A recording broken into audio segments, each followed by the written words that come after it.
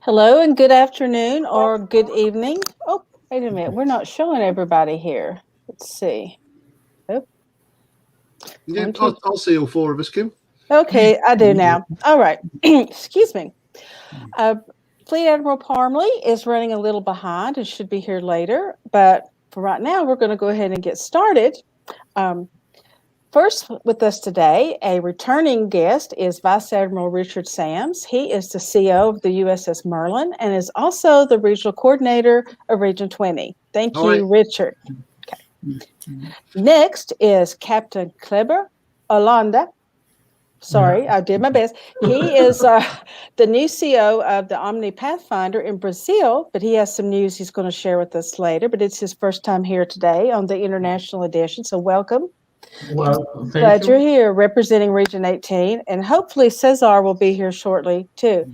And then last is a perpetual guest, Fleet Captain John Hardy, the CEO of the Essex from Region 20, and our birthday boy. Yay! He said, I want to be on in June because it's my birthday month. How old are you, John? 60. 60. Well, I'm right behind you. So we won't talk anymore about age. So okay. Well, I tell you what, since it's your first time, Cleber, would you like to tell us your news about what you're going to be doing in Region 18? Well, actually, I'm a temporary captain of the USS OMNIPathfinders because Captain Mauro and his first officer still had to take some Starfleet data protection policy courses, 101 and 102. As soon as they get the courses done, they'll be back to command. And we have, like Region 18, we had the first meeting last week in Spanish. And we decided about the logo of the region, some stuffs about recruiting people. We have a crew member in Chile. He interested in starting a new chapter too. And as like here in Brazil, I was invited for the Angeles to lead and manage the Brazilian Portuguese translation for manuals handbook and all other manuals. So I'm translating this, but actually I'm gathering a team of volunteers to help me because it's a lot of things to do about translating. And I want to translate also the courses in the academy. Soon enough, I'll be talking to Jill Rayburn about that. But she knows already that I am working for translating the Starfleet materials. And I want to break the language barrier for members here in Brazil because a lot of people here in Brazil, it doesn't speak English. So if we have materials available in Portuguese, will be very, very helpful to us to reach more people here in Brazil and to get involved about Starfleet. I'm really excited about that, and as soon another project that I am leading I want to start a new chapter. Already got a TS approval letter of approval. Congratulations! Yeah, excellent. Will be first hand here. It will be called USS São Paulo. It will be a correspondence because of the pandemics. I guess even if we weren't in pandemic times, I think would be a correspondence because I think we can gather more easily the people online, I guess, because in Brazil, like in any other place, everybody has their life outside, so it's hard to get a time to reunite everybody on that time. And even a problem that I found, presential chapters, they have I don't know, like 20, 30 people, and on seminal meeting or monthly meeting, they together only 10. So I'm really excited about my projects, and I'm really helpful. I'm really grateful to serve Starfleet. And I am here for anybody of you. If you need something, if you need some help, I'm here. What kind of ship is it going to be? What class? Define. Okay. Very I've got nice. some things to send you then that you might like. I love the Defiant. Yeah, me too. Well, I've never been an RC, but I think you do speak English very well. And I think for other RCs, it's nice that you've broken that language barrier. And I like that you're working so hard to translate, because that will only help us grow. Absolutely. But it's a hard job, but I admire you for doing it, you and your team, anybody else. Yeah, absolutely. It's a fantastic job that you're doing, Cleber. As Kim says, all that can happen is if we make SFI more accessible to more people, then more people will join. Yeah, no, it's brilliant. It's fantastic. It's really good as well to see Region 18 growing. Yes. Yeah, and becoming what's the phrase? Like a fully functional region. You're up, you're doing stuff. You've had a regional meeting now. You've got a fantastic new logo. Cesar shared it with us. We have a RC's chat group with with all the RCs, the CS and the VCS, and he shared the logo with us the other week. It's lovely. We're all very jealous. It's very pretty. It's right up there with Region 8's, I think, as far as beauty. But Region 18 is so big. Yeah, actually, Region 18 it's 33 countries and only 2 chapters. Yeah. But what I would say is less than 10 years ago, Region 20 was only 1 chapter, and now we've got 13. So Wow. and we're nowhere near as big as Region 18 is in terms of size. So there's plenty of room for Region 18 to grow. Yeah. It's good. It's good, and the fact you're doing exactly what I, as an RC, and all the other RCs want.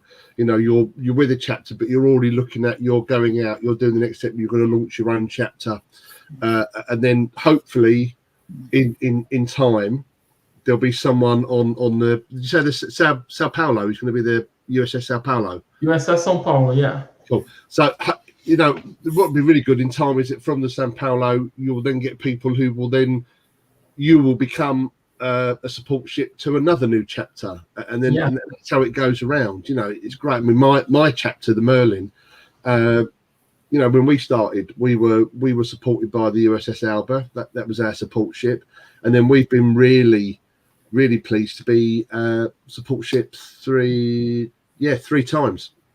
Wow. We've been a support ship 3 times, and it's brilliant. It's as a CO, I think it's the next best thing to start in your own chapter is to be involved in supporting another chapter as they go through their shakedown. I hope to do that one day, because it would be a nice thing to do, very fulfilling.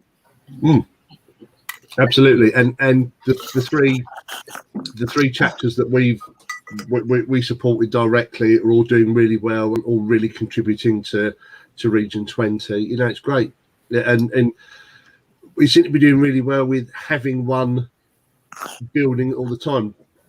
John's chapters very recently commissioned, so they finished their shakedown, but we've got another new chapter that's just before the Essex commissioned. Another new chapter started up, so we've got another one that's in shakedown, and that's really good because that's being supported by Space Dock Birmingham, which is one of the chapters that we supported. So it's exactly what I was saying. So we worked with them, and now they're working with another chapter, and it's great.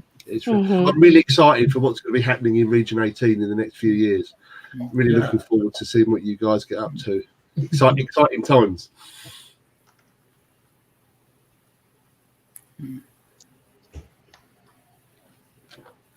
Oh, what's this? It says Michael is saying Region 20 is Yes. home to the Yeah, support yeah, of ship. course we are. Oh, Yes. We're supporting. Yeah, the USS Cucullin is supporting the USS Belknap. So we have a chapter within Region 20 and a chapter that's in another region. It's great, absolutely brilliant. I love seeing us grow, and I'm sad when a chapter folds for whatever reason. I was looking over my resume, and there's ships that I used to be a part of or be an associate member, and so many of them are gone. But when we always get new ones, so yeah.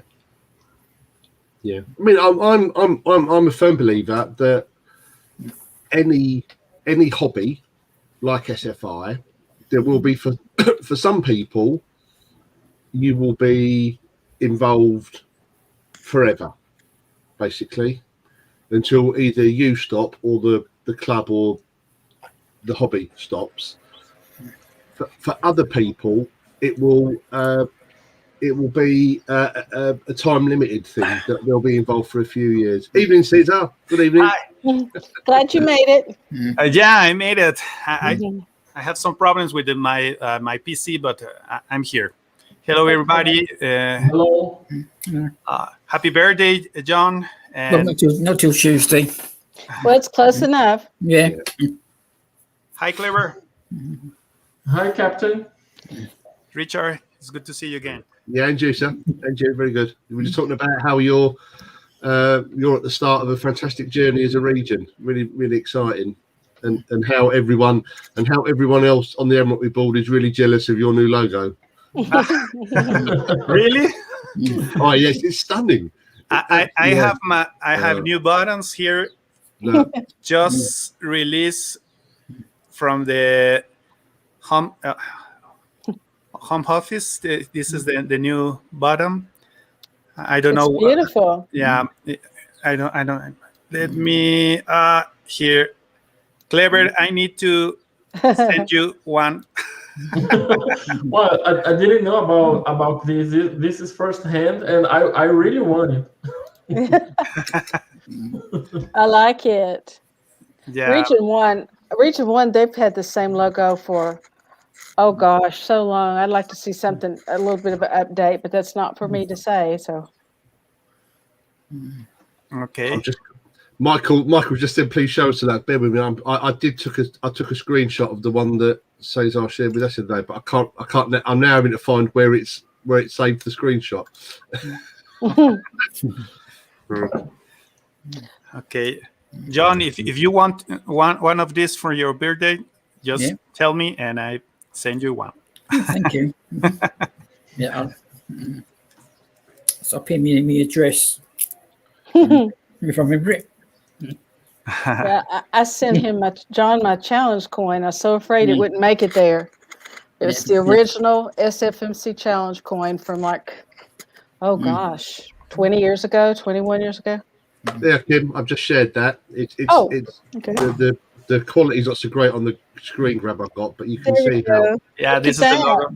Yeah, I love the flags. I love the flags all the way around. I think that's great.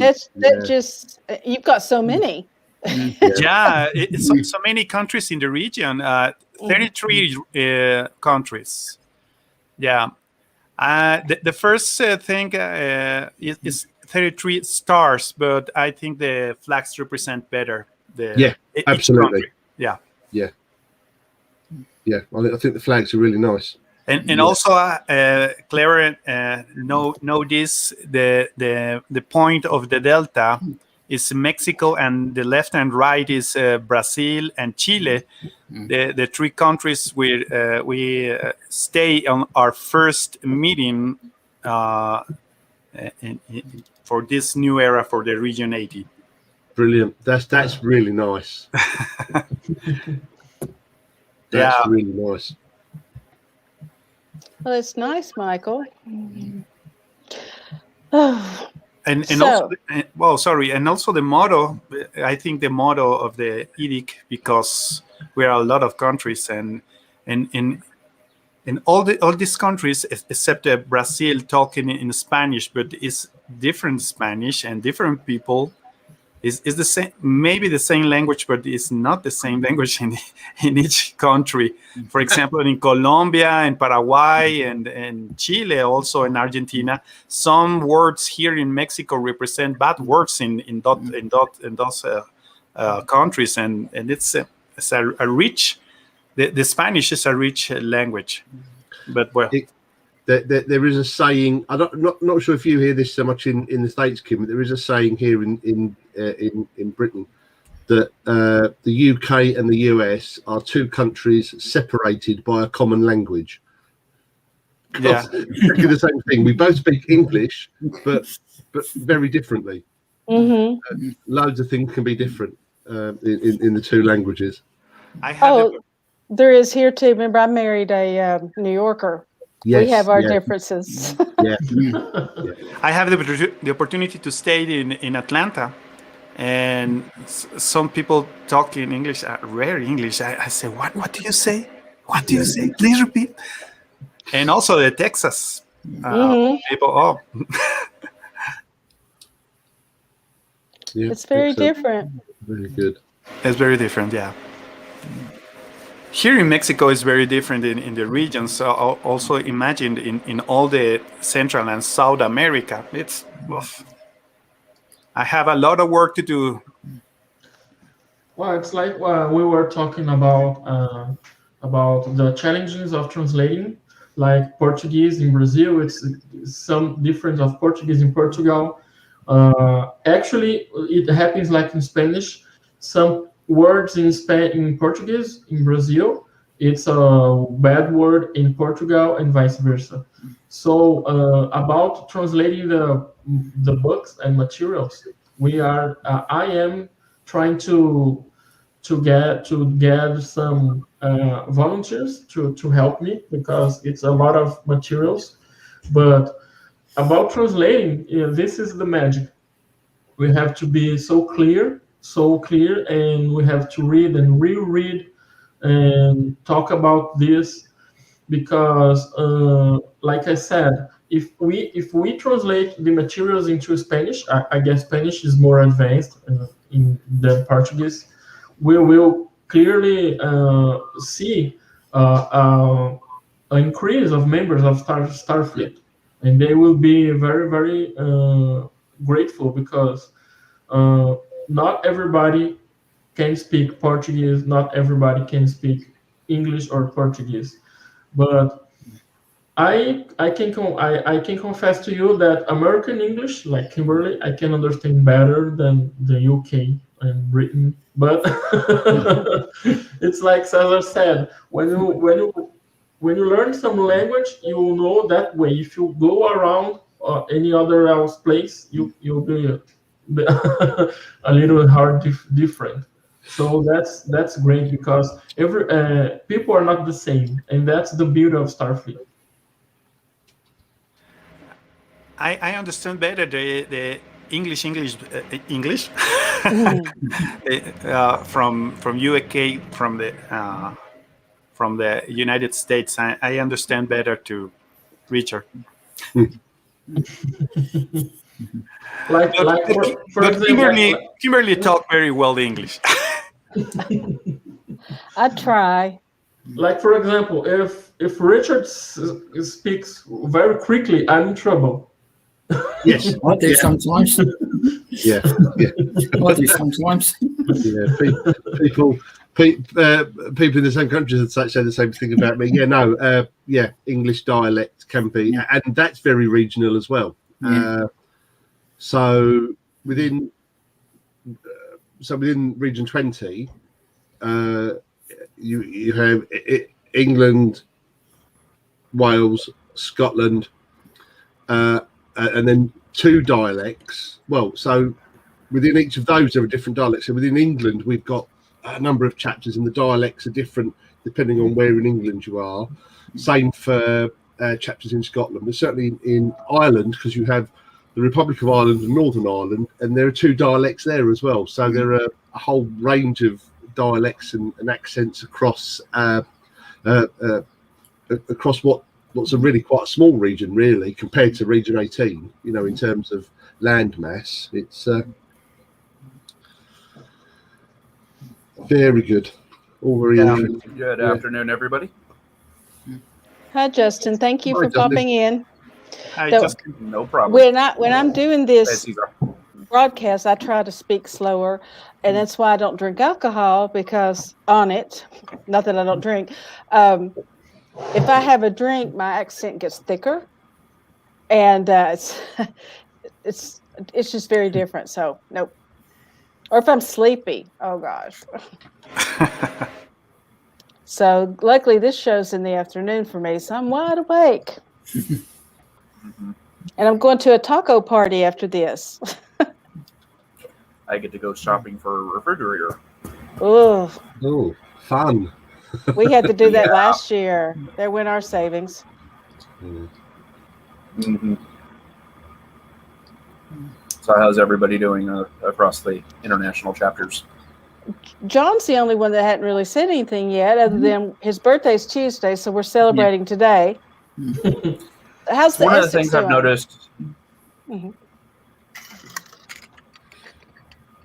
John? Yeah, he's doing all right. One of our members just won the Ring 20 award. Oh, Yeah, Marie Smith. congratulations.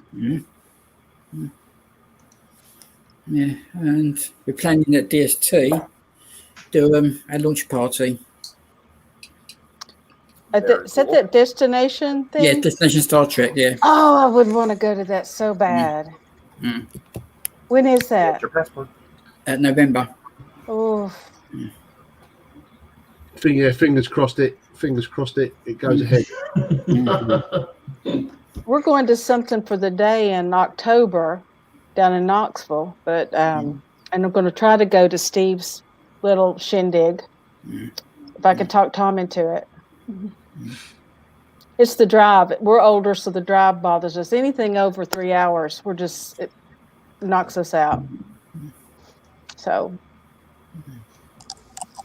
we went to Florida a couple of weeks ago, and it should have been an 8-hour drive.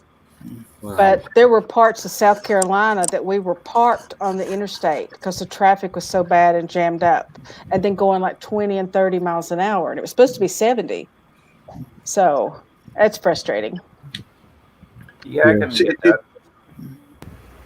That size difference is quite amazing, because 8 hours in the UK, and you've covered pretty much the length. 8 hours. Yeah. True, yeah. You know, depending on which route you take, and whether, but yeah, in 8 hours you do pretty much most of it. Especially if you're driving standard kilometers or if you're going Jeremy Clarkson speed. Yeah. I would like to one day drive a manual transmission that's like over there, because it's on the different side. I'd like to see if I could do it, because I can do it here easy, but with the gear shift being with your left hand, that would feel odd. Yeah, I have to agree with you on that one, Kim. But I'd like to try it. It took me so long to learn to change gears. Now it's like a personal pride thing. 9 hours to get to Southampton. Where's Southampton? Right on the south coast. So Dan is up towards the north of England, but that's on public transport, which can be a nightmare in this country. You can, At least you all have trains. Yeah. Trains don't go everywhere here. I'd No, have to they go don't. 2 states over to get to Amtrak. But they're building a casino in the next city, so they're hoping it'll get train service in. Can you hear me? Can you hear me? Yes, with Oh, that. I hear okay. you. Okay, thank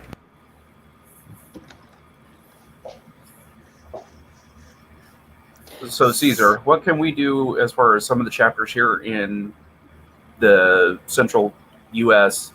help to build Region 18 for you guys? Well, thank you for your help. But right now we are trying to reach more countries in the area. Cleber is our captain from the USS Pathfinders, and also in a few times he will start a new chapter. Really, Yeah, Cleber? he told Yeah. us about that. It sounds exciting. Yeah, the USS Sao Paulo.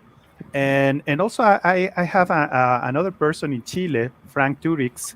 It's right now he's an ambassador here in Starfleet because he is the co-founder or a new club on America that in South America is called it Starfleet. Do you remember, Cleber, how is the name of um, the new association in South America from Star Trek? Well, I don't remember, but I have a lot of people here. I can't remember. Okay. Ibero-Americana. Ibero-Americana. Something like that, Iberoamericana, something like that, Star Trek Iberoamericana, something like that. It's a new association that the many. Another fan club. Yeah, it's a fan club, and we have a lot of right now. As a region, we have a lot of competence because this new association, but we have a lot of work to do. This region is abandoned for so many years, and with Cleber and some of the people, we need to start to talk about Starfleet International and something like that, and to reach some people. We have a lot of people Star Trek fans, but is as isolated, and because we need to, for example, in Brazil, it's a lot of people. In Chile, it's a lot of people. Argentina is full of Star Trek fans, but it's also isolated. Yeah. Here in Brazil, we have about 2 or 3 fan clubs about Star Trek that have thousands of people, but all materials in Portuguese. Yeah. So that's the need we have to translate soon enough. So that's when it comes in with the language barrier of trying to get it translated into the appropriate languages for. Yeah, this is the work that Cleber started in Portuguese. I started 1 year ago to translate the handbook manual to Spanish. Right now is already translated the Starfleet data policy manual, data protection policy manual, and well, our objective from this year is to have more manuals in Spanish and Portuguese. Oh, good, brilliant, yeah. That's a very valid and worthy goal to have there, Cesar. Yeah. Sorry. Yeah, I'm saying to Cleber earlier, it's definitely that's the way. As Cleber said, you know, you've got if they're already really large fan associations in Brazil, but all their merchandise and all their documentations in Portuguese, that's where people are going to go first. Yeah. You don't want the added effort of having to translate what you're reading. If you're able to, you know, so yeah, so that's definitely something we've got to get on board to support you guys with this, and other, you know, other regions or other places where we can support with documentation in different languages. So if anybody out there in Starfleet wishes to try and help Cleber, I apologize if I've mispronounced that, and Cesar, please reach out to them in Region 18 to help them get that stuff translated to help Starfleet International grow in Region 18. Okay. Eric has a question. Does Google Translate help at all? Yes, Google help, but it's how do you say, a root translation. It's not for several regions. It's not the same translated. Google, how do you say? Cleber, please help me. I need to start to speak Spanish. Okay, let's You do can speak in this. Spanish. It's fine to me. Okay, hablemos en español. No problem. No. Okay. No, I need to practice my English. I'm a little rusty in my English, but it's good to stay here. But Google helps in some ways, but it's not accurate for some regions in Spanish. Yeah. That's short answer. Yeah, it's Google. Makes sense. I found things like would Google say- Translate. I'm sorry, Cleber. Come after you. Well, I would say Google Translator is a good tool, but it doesn't get the real meaning of the things. Mhm. So if we translate in Google Translation, we can get a good idea of the context of what we're talking about. But it's not, like Cesar said, an accurate translation. So it can be very misunderstanding when you have to use those material translated. You can be misunderstood. So good translation actually helps to translate faster, but translating itself only based on Google-based translation, it's not good. So that's the job we have to do about that. So sometimes I use Google Translation when I have to read something in other languages, but it's very superficial. It's not a right translation. So we need people to translate. For example, when I start to translate the handbook manual, I called to my older son. He is a degree on language in English and French and Spanish, and he helped me to get the right thinking of the manual, because the handbook manual has a lot of legal sentence. And when Google translated this legal sentence, is not the same, and we need to stay sure that when we translate it, the same meaning in English is the same meaning in Spanish. Yeah. And this work only we can do when one person is have a degree on a language. Is my son case. Can review the manual and says, no, this is wrong because you are, in English says this, and in Spanish you are put this, and it's not the same. Legally, it's not the same. Okay, and there, you need to review. And this is the great challenge we have to translate it. But it's not difficult. It's only work, and we have this goal for this region. Mm-hmm. Do you have a timetable that you want to have this goal met by? Sorry. Or is it just when it's As soon as possible.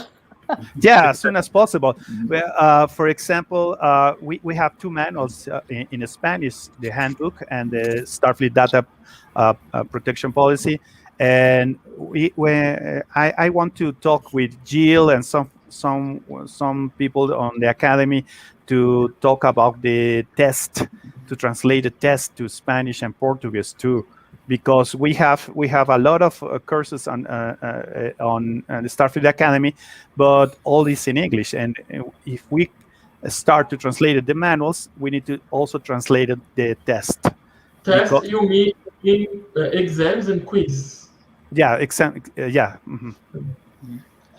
Yeah, because you're right. Because what we're going to find is we as an organisation are then going to slow down your growth, because you're going to have people who want to start new chapters, but then won't be able to meet the requirements, because you'll have chapter command teams who won't be able to take OTS or OCC because they're only available in English. So yeah, you're right. That's I can see what you mean. That's got to be one of your sort of the priorities. The handbooks, and the required exams first, and then some of the other ones later on, hopefully. But yeah, otherwise we're going to slow you down because people aren't going to be able to. Well, my first project, my first priority is translate members manual, Starfleet data protection policy, and the OTS, Officer Training School, because they are the basic courses to start a chapter, to start leading and to start make things happen. So these courses are my priority right now. Yeah, it's great. Yeah, all I can say is, if there's anyone out there that can help, then please make yourself known. If you're not sure who to, then to your own RC, and then we can put you in touch with Cesar. That's absolutely, because we've got some. We know we have a massive amount of skills across our whole membership. So if you're able to help with this particular task, then please let someone know. Just let someone know, and we can make sure that the information will get to the right people. But it's Margaret Grunwald is asking about communique being translated. Actually, in Portuguese, I don't see how, because it's right, me and Mauro is the former captain, and he will be back. And I'm gathering some volunteers, but translating the communique needs a department, like 2 or 3 people. So a linguistic department well established, and this is not our priority right now. So as I said, OTS, Officer Commanding College courses are my priority. So communique will be in the future. We are thinking about that in the future. It doesn't OTS and OCC require several manuals, not just the membership handbook? It's been so long since I took mine. About I think 9 or 10 manuals about OCC. I don't know the exact number, but it's a few. The start manual and the marine manual, maybe. Shakedown and other manuals like. OTS is only the membership handbook, because I just did recertification on mine last year, and I have not had a chance to work on OCC yet. Cool. Mine was back when you wrote them down and mailed it back in, or typed it. It's a long time ago. I reached out to a few people and asked them to think of questions they would like to have asked on here, and only one responded in time.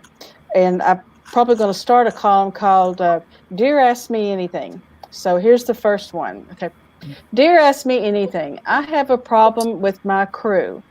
I have one member that can't do anything. He's afraid, or no, it says she's afraid. So do I need to tailor all our events to be able to include her in everything, or is there some that she should just have to sit out because it hinders what we can do? Anything that involves water or heights or bees, and list a bunch of stuff. So you all are all COs. What would you do with your ship, your crew? John, what would you do? Let me face first. Birthday, boy. Yeah, throw me in the deep end. Let me think. Try and work around to what she's interested in, and then try and work it around with her or him. Okay. Yeah. Richard? I think it's a balancing act. You sometimes it's really hard as a CO, but experience has taught me that sometimes you have to accept that not everything you do as a chapter is going to be accessible or available to everyone. And that's unfortunately that's just right, and that could be for a whole variety of reasons. Physical location is quite a big one. Because my chapter we were what was called a correspondence chapter, because we're all just chapters now, but we've got members across the whole of Region 20, but also we've got one member who resides in New Zealand. So, Oh, so she can't come to meetings. But what we have done in the past is when we've done Zoom meetings or chapter meetings like that via Zoom or whatever, we've tailored the start times, sort of like how we've got to this time for this, the International AMA.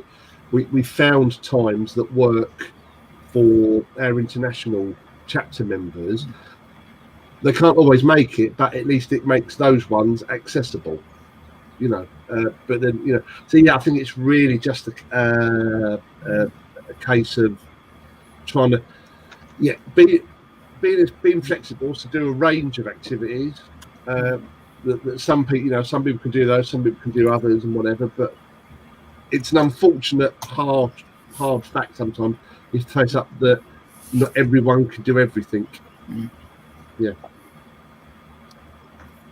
Cleber, do you have anything to add to that since you're a new CO? Well, I agree with Richard. Sometimes it's hard to accept, but people are different. So the same job can be doing differently from person to person.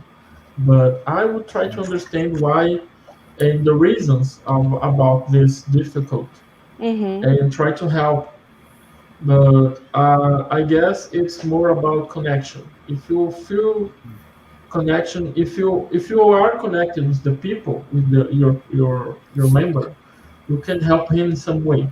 But if the other people is not available, it's not open to let this connection happens, I don't see how we can improve this job. Okay. A question popped up for Richard and John. Are there any plans in your areas for alternative formats of documents in English? Rich, you're the RC. Alternative, you mean like Braille or audiobooks, like? I'm sitting here pausing because I don't quite get what the question's asking. No. Tiffany, can you clarify? Yeah.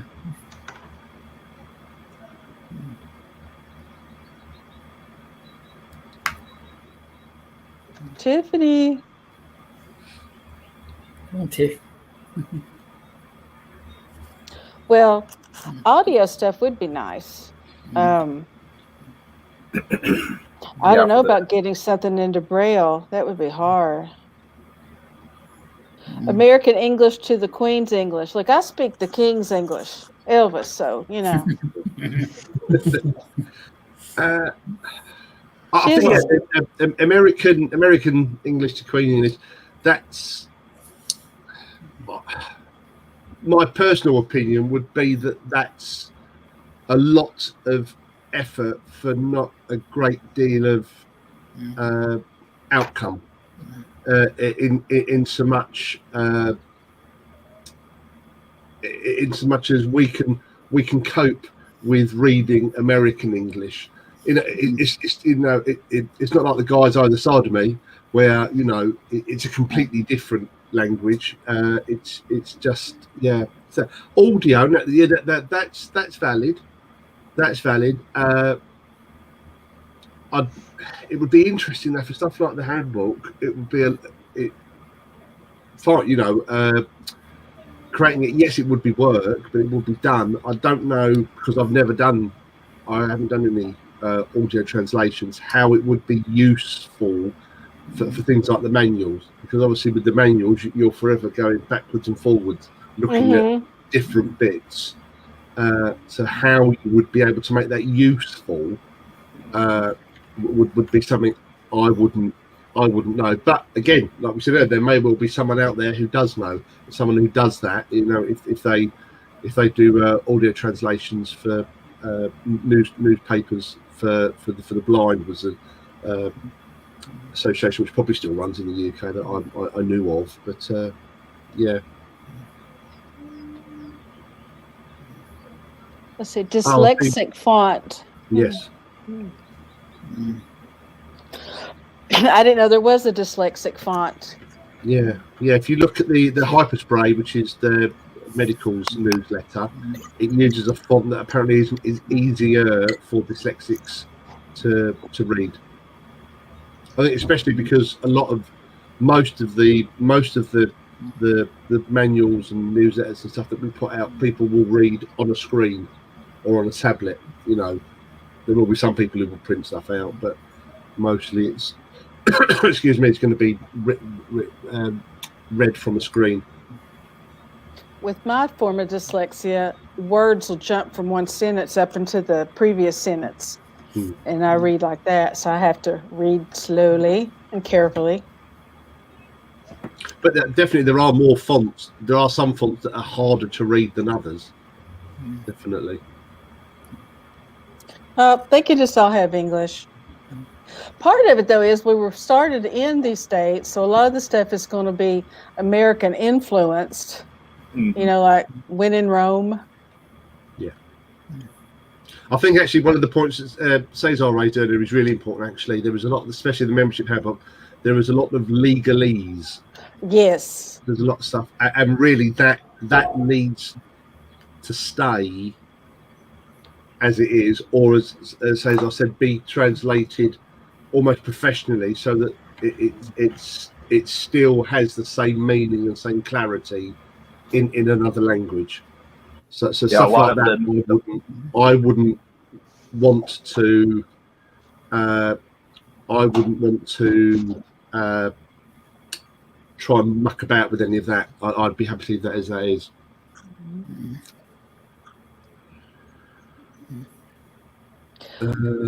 You can. I'm not sure why there's a problem, but I know Linda will take emails direct. Right. That's what I did for my flag. I've had my flag about 6 months, and I just wrote her, and then she figured out what the postage would be, and I sent her a PayPal, and that was it. I don't know who's working on the quartermaster website. So what is Linda's email? I think if you do qem@sfi.org, it should do it. Oh, no response to emails. Oh. She has had some issues, some computer and internet type issues recently. I've seen that somewhere in an email or on a post on Facebook. I'm just trying to have a look on Facebook. I know she's had meanwhile, has R20 done their awards, and if so, what's your proudest one? Yeah, we have. We did at the end of last month. Proudest one. I don't know, Ed. It's. I think I'm proud of all of them. If I'm actually what I'm proudest of, if I'm honest, because I said this on the stream. It's great, obviously, for the winners, and full disclosure, I was really chuffed. I was awarded Flag Officer of the Year for the ring. Yeah, because of the way that we run our awards, I'm deliberately not involved until they're done. It's so. But what I was really pleased with was the interaction. We had over 200 nominations. Because how we do it in Region 20 is we have for the personal awards, the chapter awards I deal with directly with the CEOs of the chapters, but the personal awards, so junior member, enlisted member, officer, commanding officer, and flag officer. Plus we have some regional awards. So we have an award for EXO of the Year, for new member of the year, and for we started a new one this year, which was the Neelix Award, which was just support anyone who had gone that bit further and supported and provided that little bit of extra help everyone needed in 2020. So that's our awards, and anyone within the region can nominate anyone, and then they all get done via a very simple to use form on our regional website, That then goes direct to our awards chief, who then has the unenviable task, and I've done this, so I know how much work it can be, of collating all the information. So, for example, I'm going to use John because he's on the screen. He's in the region. If say 15 people all nominated John for Officer of the Year, or Flag Officer of the Year would be for John, they'd all have different bits of information, and then our awards chief then condenses all that to make one nomination, but it's anonymized. They're all anonymized. So, and then our awards team, which is made up of a rep from each chapter, go through and read. So essentially, they make the recommendations for the awards literally based on what people have done, because it's what's been put in the nominations, and that's I'm really proud of. And we had over 200 nominations across the whole range. I don't think we had any single category that had less than like 6 or 7 nominations in each category, which is, from a few years ago we were getting 1 or 2, maybe that. So they were all good, all fantastically good, and well deserved winners. It's great. I'm just hoping that we some of those get recognised with the Fleet Awards. But yeah, no, it's good. It's hard to pick out a particular one. They're all very well deserved, and especially I think anyone who wins an award, regional award or the Fleet Awards for 2020, they're all winners, because it was such a bizarre year, such a mad year, and some of the stuff that came through in the nominations was great. You know, stuff you don't always hear about as an RC. You know, you don't hear about everything that goes on, but to see some of the nominations, reading them afterwards, it was some fantastic stuff being done across chapters. And if that's what it's like for R20, it's going to be the same across the fleet. We've got some wonderful people in this organisation who are very selfless and go out to help others. It was a rough year. It still is, really.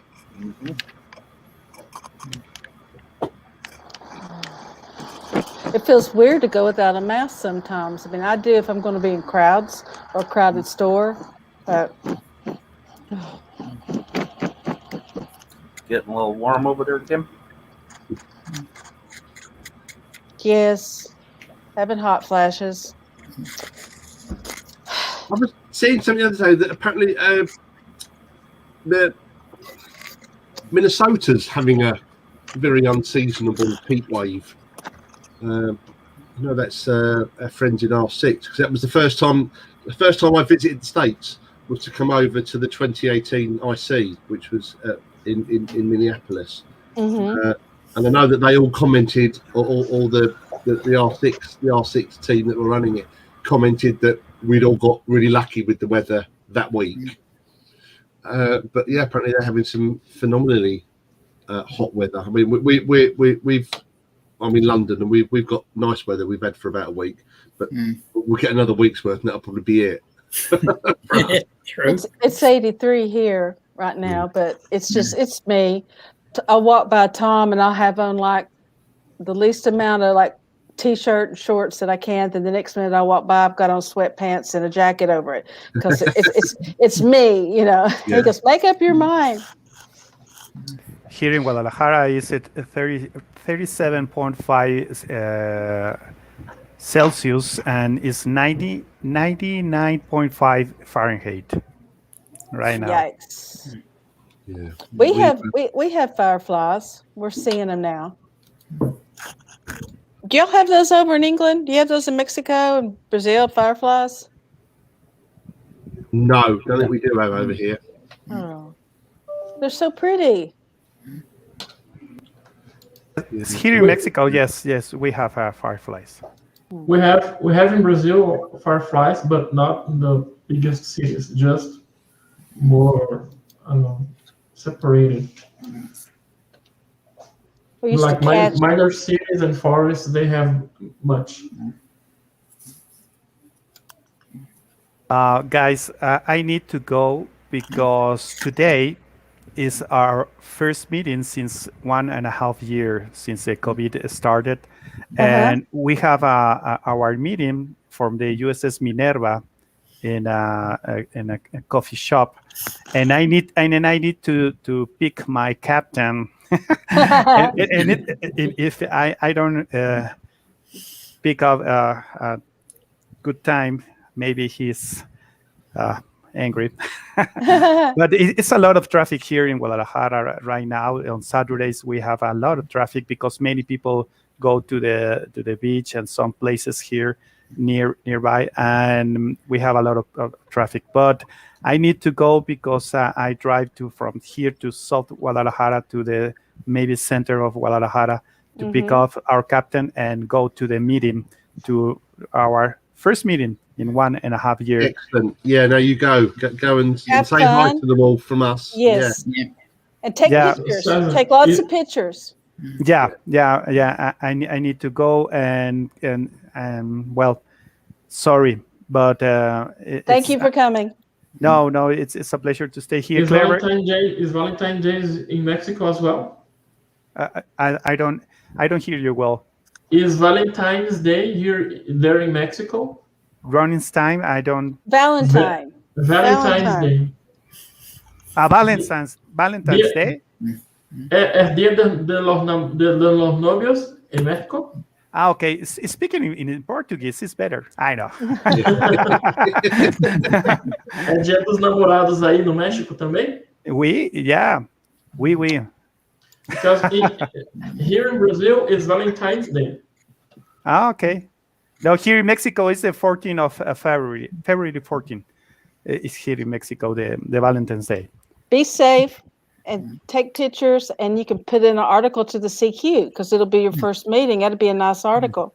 Yeah. Great. Yeah, it'd be brilliant. Yeah. Bye. Drive safe. Well, okay. Bye. Nice to see you again. Keep well. Be safe. And John, happy birthday.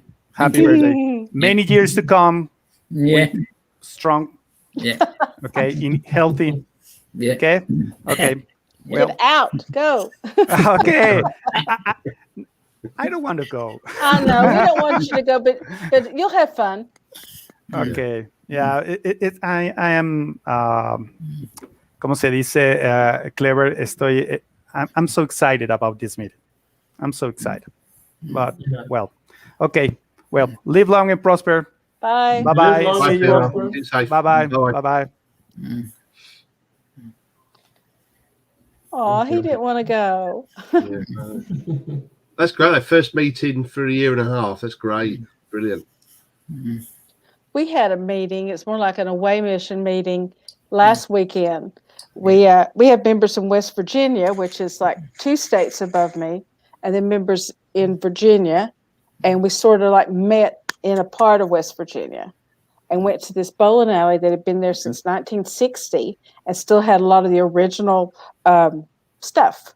Oh, wow. And when they remodeled it, they kept a lot and they kept that look. And it was so clean and nice. And we had the best time laughing and making jokes and teasing each other, and it was good to get out and be with people. Yes. Yeah. One of our crew members didn't get to go because he refuses to get a vaccine, and nobody wanted him to ride in the car with him for 2 hours up there and back. So I'm sorry, all of us have either immune deficiencies or illnesses, and we can't. Our elderly parents were taken care of. I can't risk getting sick. No, absolutely. No. So, yeah. I hate it.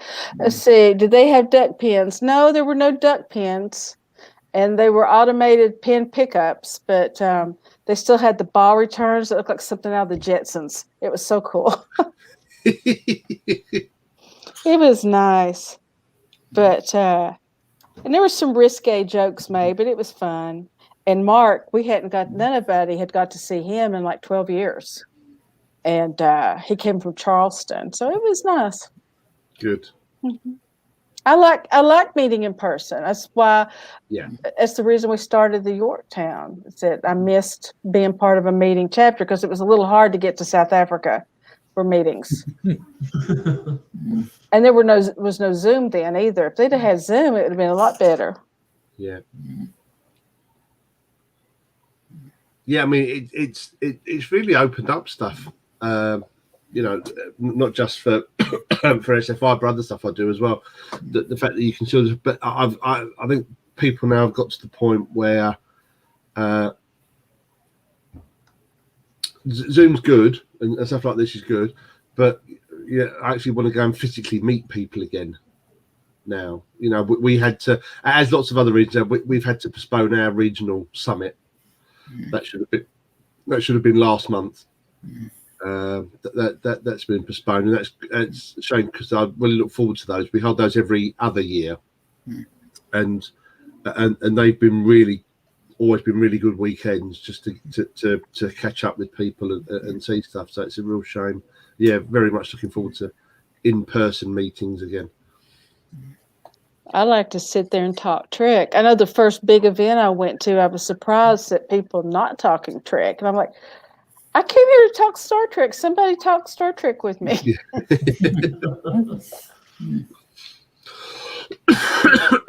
Excuse me. Good, Tiffany. Tiffany's eligible for her second dose on the 17th. I don't know. I had somebody tell me, they said, well, I don't want to risk, you know, having not being able to have children. I said, there's no scientific basis for that. And if you're dead, you can't have kids anyway. Yeah. So I don't know. I don't want to die. I've got too much I still have to do. Yeah, I get my second dose on Monday. Good for you. I didn't have any problems. Everybody I tell, the doctor told me to do this all day, off and on.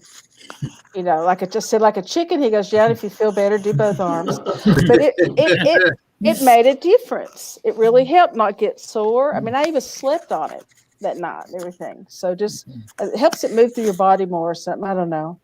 Yeah. Okay. Yeah.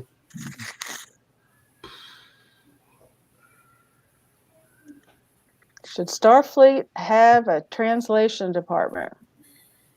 It would be really nice to have one. At what level should it be? I think probably, Eric, it would need to be. It's going to be probably a hybrid of what you suggested there. It would need to be at organisation level to ensure that stuff is mainly for when stuff's updated, so that, you know, if you know, so for when, as a member of the Admiralty Board, when we pass resolutions that update parts of the membership handbook, then the VCS has to get that sorted out. He then has a group that he contacts to say, you need to replace this section for this revised section, and that needs doing in the different languages. But it's going to make more sense to recruit those people at a regional level, which Cleber was saying earlier on about he's getting hold of some people to locally to do it. So that's what you need to do. So yeah, it would be it would be good. Well, about we have a group called Starfleet Translating and Audio Recording, whatever. I came and it's I don't know how this is working in Starfleet, but it's a group about for translating the Portuguese and Spanish and French. I don't know if it's a department level, but it's a Facebook group.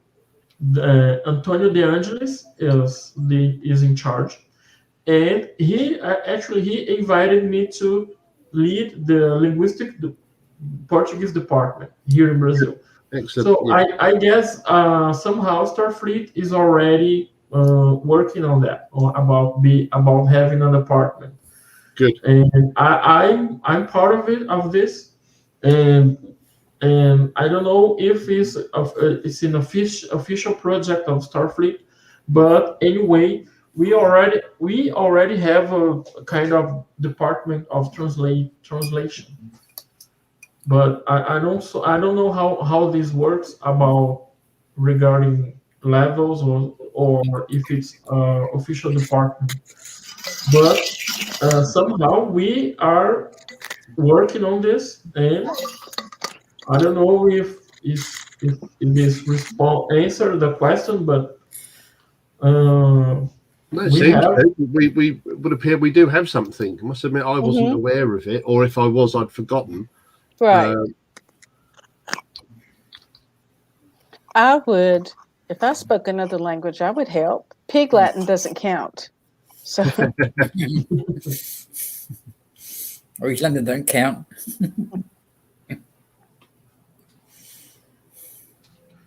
Mary Demeter. whoops, everyone takes a drink. I hit the wrong one. Sorry. Yeah, I never had allergies all my life. And now I'm getting seasonal allergies. And so I've got that draining and I have a sore throat. So lots of ice water. Diplomatic department, or they've talked about ambassadors and diplomats, but I really don't know much about it in Starfleet. If what's that doing now or what? Yeah, I don't know. I'm trying to find this one that Cleber was talking about. I would guess it would sit under communications. I don't know, but then the handbooks don't sit under communications. So it's trying to work out where it all comes from. Yeah. Who does the handbook sit under, Steve? The VCS is responsible. Oh, the VCS. The VCS has a lot. Yeah, it's a big job, the VCS. No, Richard, your job next. No. No, thank you. Too much. I was ops briefly, and that was hard enough. Yeah. But I don't think I could even do RC. It's a lot of work, responsibility. It is, but in talking for me, you have to have a team. You have to have people. You have to have people working with you. And actually, one of the thank you, Michael. I used to like you.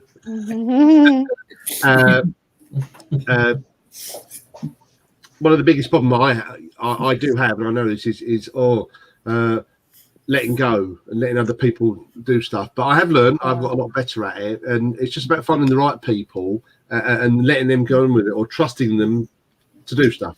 So if they say they're going to do that, then they'll do it. And a real good case in point for that is the awards. So Jim Godwin is our regional chief of awards, and he kept me updated. But I had to do nothing to get our awards done. Or the main thing I did was run our StreamYard session just to announce the winners. But that's it. It's just it's about having the team in place, which then is exactly the same at a chapter level, at region, and at fleet level. You know, it's about having the right team in place and people who are doing stuff.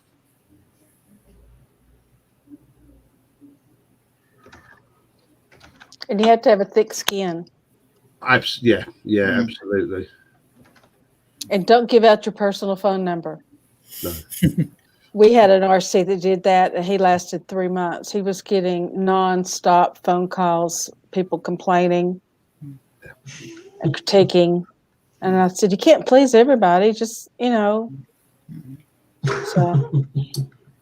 Yeah. No, absolutely not. All right, got here. Starfleet Translation and Audio Recording Services. It's a 9 members group in Facebook, only members. And we are the persons who are translating to Spanish, Portuguese, and French. But I don't know if it's an official group of Starfleet. Is that the one Antonio's over? Yeah, Antonio Okay. T. De Angelis.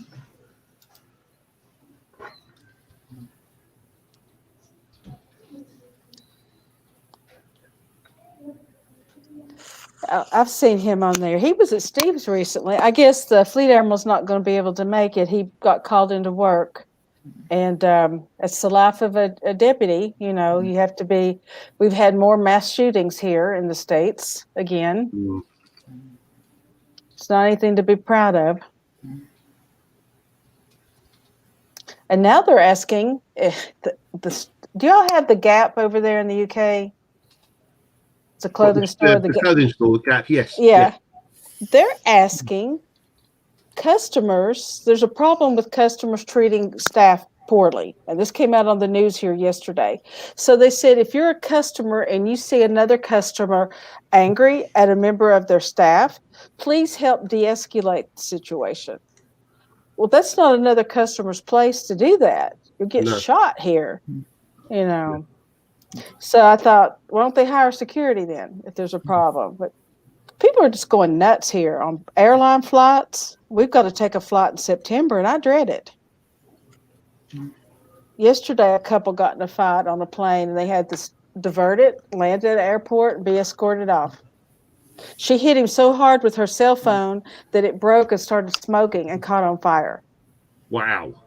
Yes. She's angry. See, I don't do my... That's not... That's not something that's just a problem in the States. We have stories of people getting behaving stupidly on flights here. Normally when they're going to or coming back from a holiday. Yeah. There we go. Mary asks, what is everyone's fave series? Do you mean of Star Trek? I'm assuming Star Trek. So I was going to answer for Star Trek, yeah.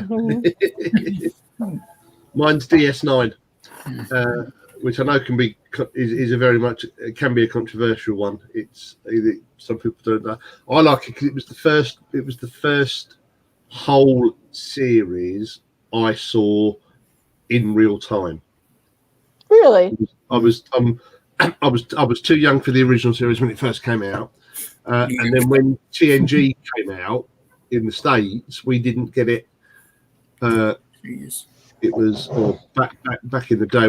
The only way you could get it over here to start with, and it was about 6 months after it had been broadcast in the States, was to go and rent it from Blockbuster, you know, or another video store back in the day. Go renting a VHS, doing that. But by the time we got around to DS9, our telly had sort of caught up, and you could watch it almost in real time. And I really liked the fact that there was the longer span of stories, and it was only when I went back and revisited it a couple of years ago, excuse me, I didn't realise that the whole thread with the Dominion and that they started sowing the seeds for that in season 1. Mm-hmm. Go back and watch it all again, knowing what's going to happen. But they mentioned the Dominion, albeit as a passing comment, but in season 1. So yeah, DS. I'll watch any Trek. I will watch any Trek, but DS9 is my favourite. Well, I like Deep Space Nine as well, but actually I didn't watch Enterprise yet. I'm finishing the 7th season of Voyager. I've been watching in a chronological sequence, and here in Brazil we still didn't get Lower Decks, and Picard is in Amazon Prime. Picard. Yeah. I watched the first season, but Discovery is really amazing me. But my favorite until now is Deep Space Nine. When I watch Enterprise, maybe I change my mind, but for now, about the Star Trek universe, for me is Deep Space Nine. John, what's yours? I'm old enough to remember it, the original series and the animated series more. No, I understand. It would be hard for me to pick because I saw them all at different parts of my life. And, you know, like when Voyager came out, I was so glad to finally see a female captain. Yeah. That was a big deal. And then Deep Space Nine, a single parent, which I was a single parent at the time. And, of course, the original series, I only remember seeing it twice because I was 3 when it came out. But it was on every day after school when I was in elementary school. So I'd run home, get my homework done, and be there in front of the television at 4 so I could watch it. And they were more chopped up though for commercials, so it wasn't until they came out on videotape that you'd see things you'd never seen before, you know. But I'll watch any Trek. I have trouble with the lower decks because it goes so fast.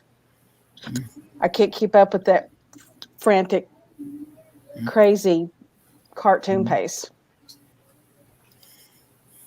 But I haven't started watching Lower Decks. Haven't got around to watching all of it yet. Yeah, I've seen more. but deep, if I had to pick one, it would be Deep Space Nine, I think. I remember when they said it was going to fail. Remember that? They said it wouldn't be any good because it's on the station. They didn't go anywhere. It was great. And the characters were so great. Yeah. But then you see there's a member of our region who can't stand DS9, calls it the shopping centre in space. But as I've said to loads of people at loads of times, that's fine. There is nothing anywhere that says you have to like all types of Trek. Right. What you do have to do is you have to acknowledge that other people won't like the same things as you. And that's okay. Yeah, and that's absolutely fine. But yeah.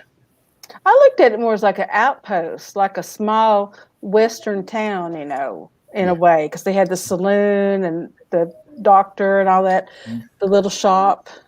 I would love to. I wish they would build a promenade somewhere where you could go as a tourist and go to all the things and, and like have a hotel in it.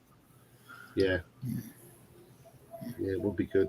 But, you know, but we're seeing more with loads more Trek in production.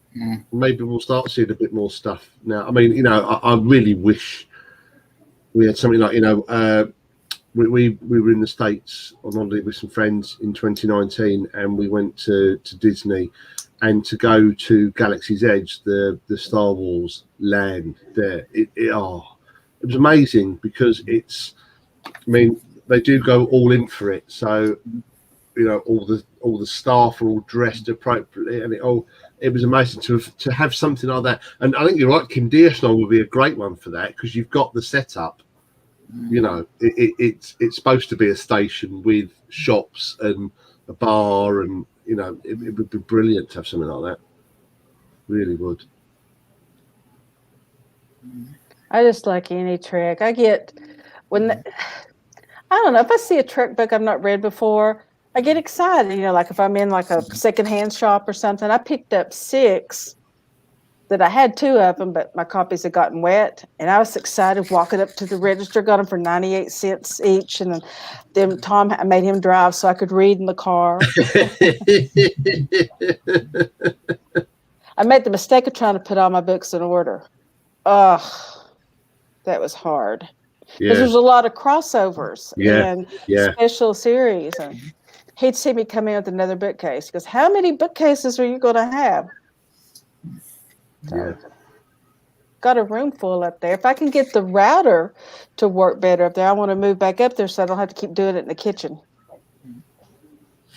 So, Paul said, what I would have done in a hollow suite. Yes. Yeah. Wouldn't that be amazing? I know what I would do. Oh, Mary's asking fave 3 books. God, it's like asking you to pick your favorite children. You can't do that. I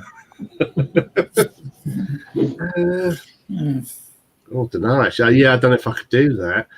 I mean, there's a funny one called Q and Law that I really enjoyed laughing at that one.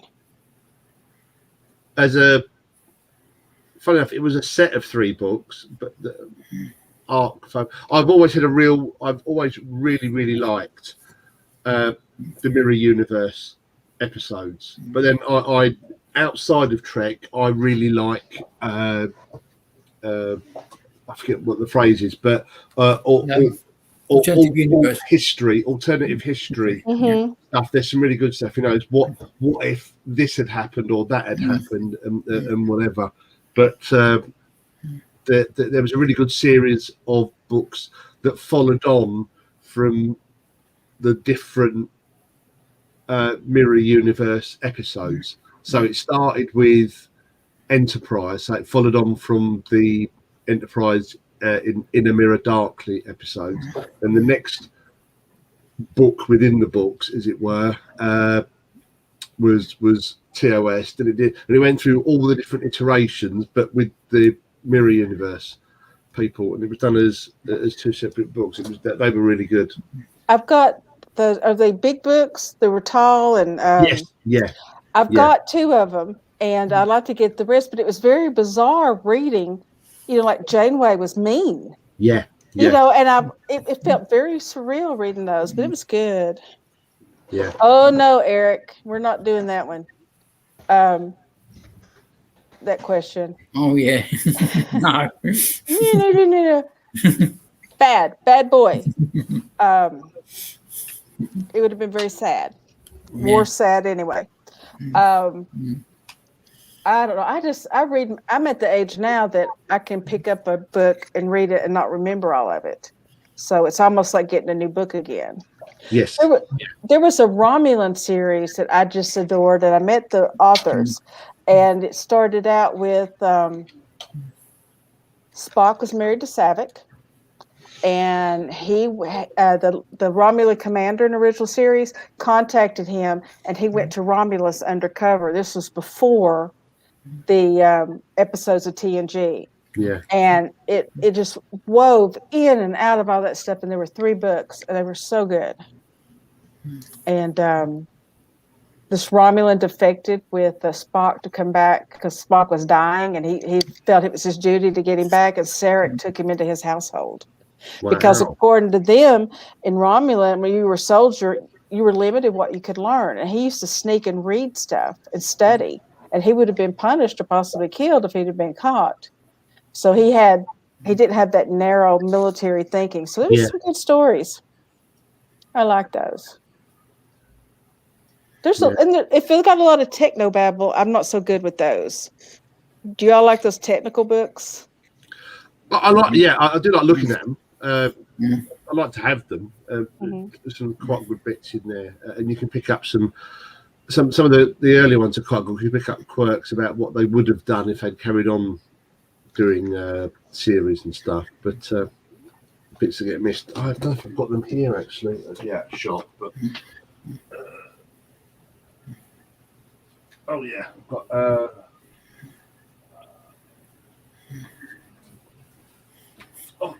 See, that's a good one. That's a quite good one because it is all visual. Ooh. Yeah. This has got some really great stuff in it. The John Delancey does the forward. He's so nice. Yeah. But it splits through different cultures. So and then it goes through the different ships. So it has.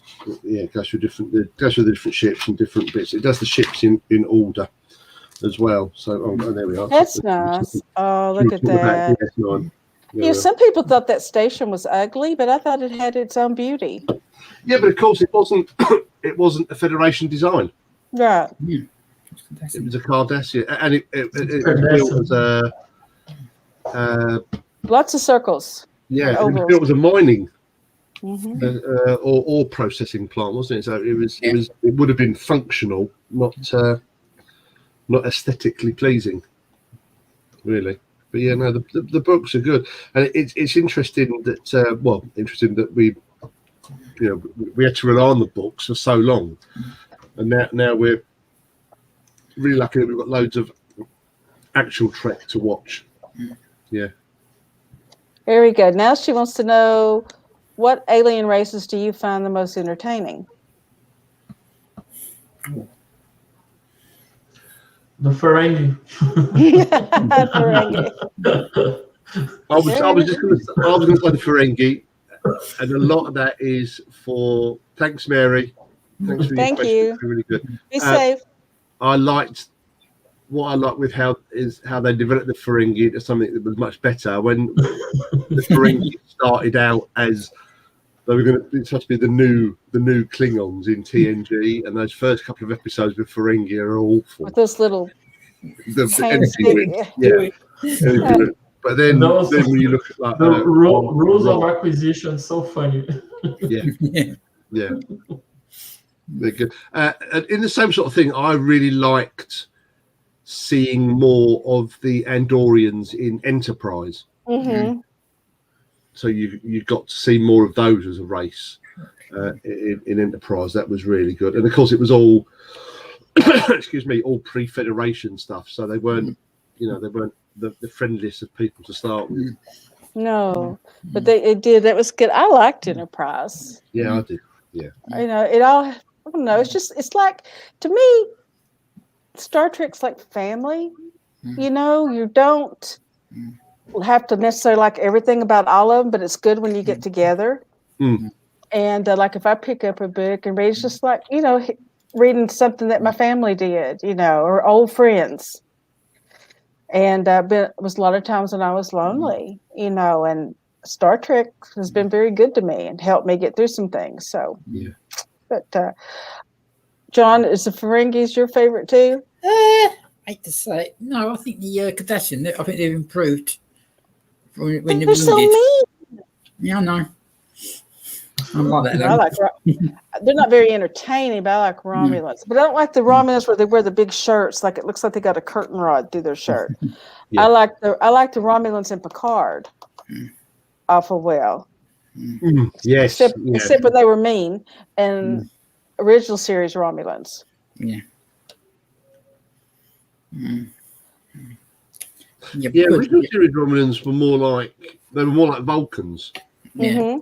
Well, no, they were much more stoic in the original series, and then in TNG you saw that they developed much more the fact that the Romulans had gone down the route of letting their emotions and their passions rule more than Vulcans had. So there was definitely a difference between the two, the two races. I didn't like Packlids because they were deceptively mean, and I didn't like oh gosh, you remember that Next Gen episode where Wesley fell in some flowers and they were going to kill him? Yeah. That race, they ran everywhere. Oh god, it was so silly. Yeah, and the outfits they wore, Such Scott, as they were. Yeah, Scott in Region keeps saying that's what he's going to wear at a summit. He says, "Well, it's from a Star Trek episode. I'll wear one of those." He never did. I liked. Yeah. A lot of people didn't like Troy's mother, but I liked her. I thought she was brilliant. Yeah. She's wonderful, and I mean, I would like to be that. Of course, I am that now, that age. But and I knew what she felt like as a mom and seeing your kid grow and worrying. But Lord, was it Menage a Troy? Where those Ferengis captured them, and Picard had to pretend that he was wanting her back. It was so funny. I thought she was a good actress. Yeah, she's a fantastic actress. I mean, there's a really nice, the lovely episode of DS9. It's one of the earlier ones, and it's the first time she appeared in DS9. And she takes a shot out, and this is back in the time when Odo didn't really know who he was. Right. And he would just, when he had to regenerate, he would just dissolve into a bucket. And they were stuck in a turbo lift. And he was battling because he didn't want to embarrass himself in front of her. And she said, you never have to worry about being your real self when you're with me. And she pulled her wig off. And it was a beautiful piece of humanity. It was. And that was great. She's a marvelous actress, absolutely marvelous actress. There's a book, if you can get it, it's called The Battle of Beta Z, or Battle for Beta Z, or something, and she's fighting in it. And it's got some Jem'Hadar in it, and her little boy is a toddler. She was pregnant at the end of Deep Space Nine, or toward the end, and had a baby. And so she's trying to take care of him, and she's badass in it. And it's a good one. Jem'Hadar, I did not like them at all. I felt sorry for them in a way. But, I mean, can you imagine being bred just to fight? Yeah. And the Vorta, Oh, Yeah. remember the Magnificent Ferengi? Yeah. That episode, and it had the Vorta, and he was dead, and they reanimated him, and he was walking into the. Yeah, Iggy Pop, isn't it? I guess the Ferengi are the most entertaining. That was pretty funny. Yeah. I have to watch that one again. That one and the one where they went to Area 51, Little Green Men. Oh yeah, that's a great episode. Yeah. And of course, Max Grodenchik, who played Rom, is a member of the USS Elba in Region 20. He's a really nice guy. I met him at a convention over here before. Really, really nice guy. And sitting there listening to him going through his bits and bobs, his stories, just could listen to him for hours. He's really, very, very great guy. Very, very nice guy. I haven't got to go to a convention in so long, and one that I went to in the early 2000s had the Doctor from Voyager and Neelix, and it was a very poorly set up convention. And I was so afraid they would just say, "We're walking away. We're not doing this," because we were out like in a lobby, and I can remember Neelix saying, "Well, I've never done a convention in a mezzanine before," and he was just looking around. But they did a story called House Calls. And you can find it on the internet, and it's where Neelix was able to contact the Doctor, and the Doctor came there through that technology where they had, how they did it before. So when Voyager was coming home, it's called House Calls, and Neelix's little boy's sick. And it was just like this whole little 2-person play, like a radio play, and they read their parts, and it was so good. Wow. I know, and I was just like, you all are so great. Because they're good friends. Robert Picardo and Ethan Phillips. Ethan Phillips. They're really good friends apparently. Yeah. So it was wonderful. And the girl that was with me is not a Star Trek fan, and she was kind of bored. I said, "But this is great. Listen to this," And the guy that played Chewbacca was there. Oh, he was so sick. It was right before he died, I guess, or close to it. Lord, that man was tall, but he was like a praying mantis because his arms and legs were so thin. And when he sat down, everything just sort of folded up. But he told some good stories. I could listen to people, though, that have been in Star Trek, even if as an extra, I could listen to them talk for hours. Yeah. Some of those, actually, the supporting artists or the crew can be really, really interesting. We did an online convention last year for Region 20, and we were really lucky. We got Doug Drexler to do a live Zoom with us, and that was, I think it was about an hour and a half he spoke for, and then only because we started it late our time to accommodate him, but we could have gone. I could listen to him for days. Days, just so interesting, and it's great because he would start telling a story, and then he would remember bits, and he'd go off at a tangent and talk about something else, but it was all really relevant stuff. It was great. I think it's fantastic to listen to people like that. It is. Well, hopefully, probably not next IC, but maybe if we have one more on the West Coast again, we could get Cesar and Cleber, and some of them could come up. I know it would be outrageously expensive, but it would be so nice to have Region 18 members there. Did you come to the States, Cleber? Never been there. Oh, well, then you'd have to. But I'm saving some money to go to Disney with my daughter. I have a 6-year-old daughter, and I want to take her to Disney. You going to the one in California or Florida? I was thinking about Florida. Okay. But could be California. Well, the Florida one has more. More? Well, actually, I applied for a visa, but the embassy here is closed for the pandemic period time, and they're not releasing visas for tourists right now. But my request is stopped there.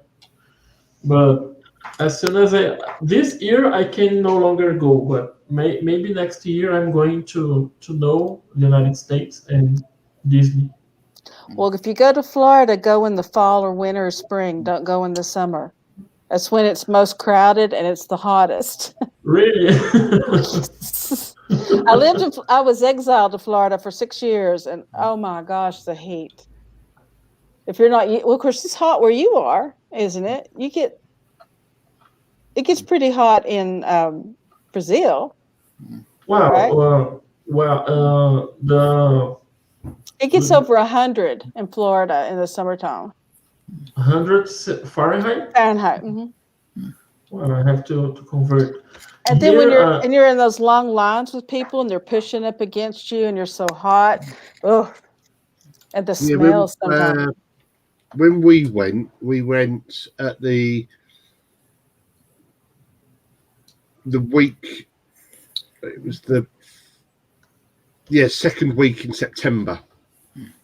So in fact, we after whichever holiday it is you have at the start of September, is it Memorial Day? I can't remember which one. Labor Day. Labor Day, yeah, was it? So we did it all as a surprise thing with a friend for their anniversary. So we arrived in Vegas on Labor Day. We did a couple of days in Las Vegas and then down to Florida after that. So, but yeah, no, that's the start of September was good. Wasn't too busy at all.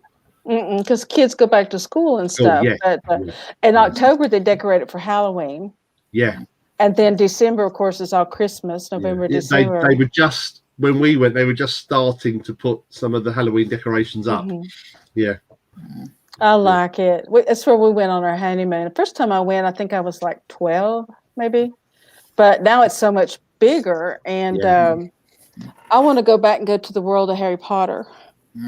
Yes, that's that was brilliant. We did that. We did Universal as well. That was great. Did you? Yeah. It cost you some money to do all that. But you know, if you go all that way, you might as well go big or go home? Yeah, absolutely. Yeah, no, it was good. The Universal stuff was good. And the Harry Potter, because I've been to because not far from me, about an hour's drive from me in Watford is the Harry Potter making of Harry Potter thing. It's at what was the Pinewood Studios where they filmed a lot of it.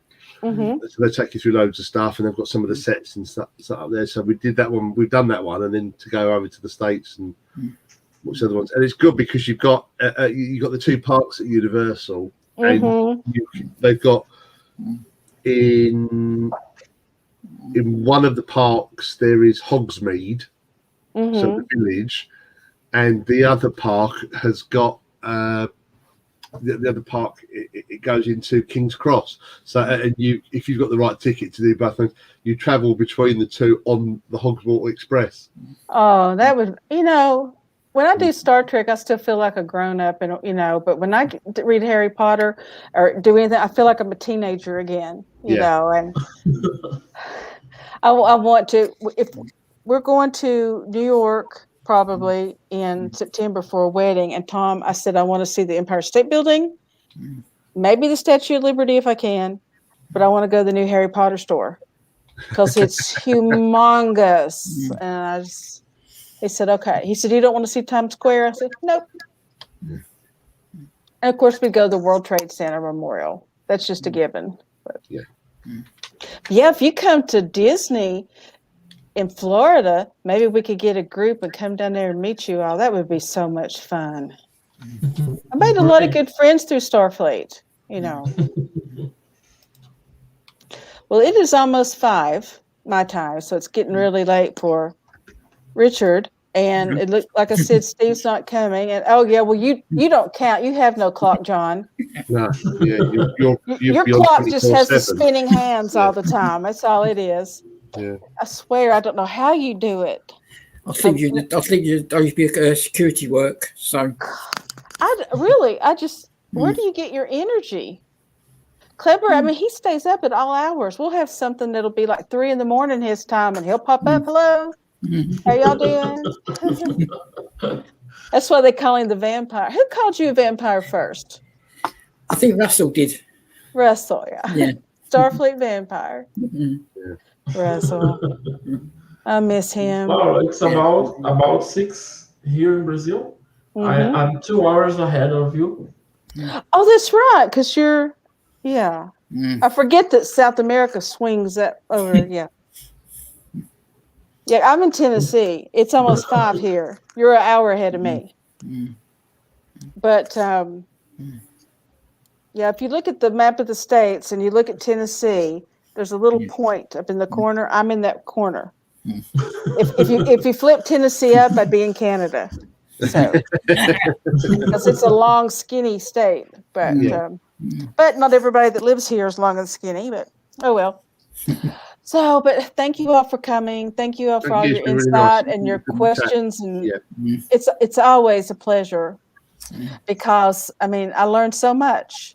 I learned so much from every time we have a guest. And Cleber, good luck. When are you going to officially launch?